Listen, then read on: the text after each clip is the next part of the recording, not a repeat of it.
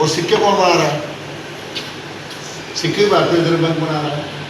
समझ आ गई? ये क्या है? नोट क्या है? नहीं, नोट क्या है? ये कागज का टुकड़ा है। क्या ये करेंसी है?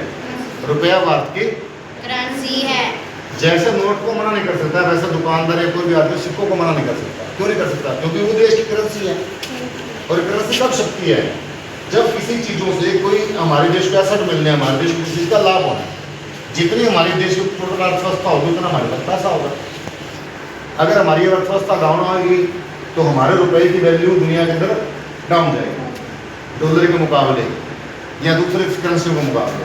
अब जैसे देखो अमेरिका है, अमेरिका में डॉलर चलता है, कहीं पाउंड चलता है, कहीं यूरो चलता है और कहीं दिनार चलते हैं। अब कुवैत छोटा सा देश है, कुवैत का जो दिनार है वो अमेरिका के रुपए से भी बहुत महंगा है, डॉलर से महंगा है। क्यों? क्योंकि वो क्या बेचता है? तेल कुवैत, और तेल सबने खरीदना है। जैसे तेल के प्राइस बढ़ेंगे क्या हो जाएगा? पूरी दुनिया के अंदर प्राइस चीज़ों के बढ़ेंगे, क्योंकि हर चीज़ ट्रांसपोर्ट हो जाएंगी। तो हर देश की करेंसी उसमें होने वाले कितने उसके पास ऐसा है, क्या क्या चीज़ें मिलती हैं उस पर निर्भर करती है। जबकि कुवैत भारत से छोटा है, और कुवैत क्या है, इतना ज़्यादा वो मसले वगैरह नहीं होती, लेकिन पेट्रोल है, देश पेट्रोलियम मिलती है, कच्चा तेल मिलता है, दूसरे देशों को बेचता है। हम खरीद रहे हैं, इसलिए हमारी जो करेंसी डाउन जाती है। और जब हमें लाभ होगा तभी नई करेंसी चलेगी, जब हमारे देश के एसेट बढ़ेंगे। इसलिए इस करेंसी को फाड़ना, चलाना क्या है? कानूनी अपराध है। ठीक है? वैसे ही इस करेंसी को लेने से मना करना, अगर ये नकली नहीं है तो, अगर ये ओरिजिनल नोट है, ओरिजिनल पैसा है, चाहे वो कॉइन है और चाहे वो नोट है, सिक्के और नोट को कोई भी दुकानदार, कोई फर्म, कोई बैंक मना नहीं कर सकती, क्योंकि ये देश की करेंसी है। तो इसको लेने से मना करना इसका मतलब देश की करेंसी का अपमान है, तो उसका फिर मुकदमा हो जाता है। समझ आ गई? और एमएसपी क्या होता है? एमएसपी क्या होता है? मिनिमम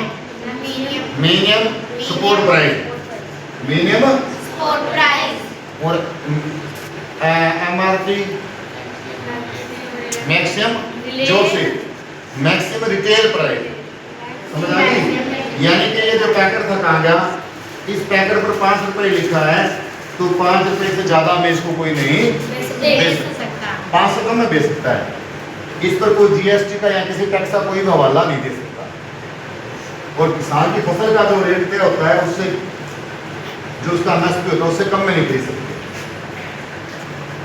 अगर वो शिकायत कर दे कि मेरे से कम में खरीद रहा है, मैं नहीं बेचना चाहता, तो उसका भी मुकदमा। तो सरकार चीज़ों का रेट तय करती है, लेकिन कई बार फसलें गिल्ली होती है या कुछ ऐसा होता है, ऐसा बहाना लगाकर जहाँ पर फसलों में काट लगा दी जाती है कि बोरी है 50 किलो की बजाय 152 किलो भर देगी, 2 किलो सूख जाएगी, बाद में गिल्ला है ना, तब वो कम में खरीदते हैं। उसको जब ज़्यादा हो गया, एक ही बात होगी, चाहे तो उसमें अनाज ज़्यादा डाल दें, अच्छा उसका रेट कम देंगे, बात हो रही है।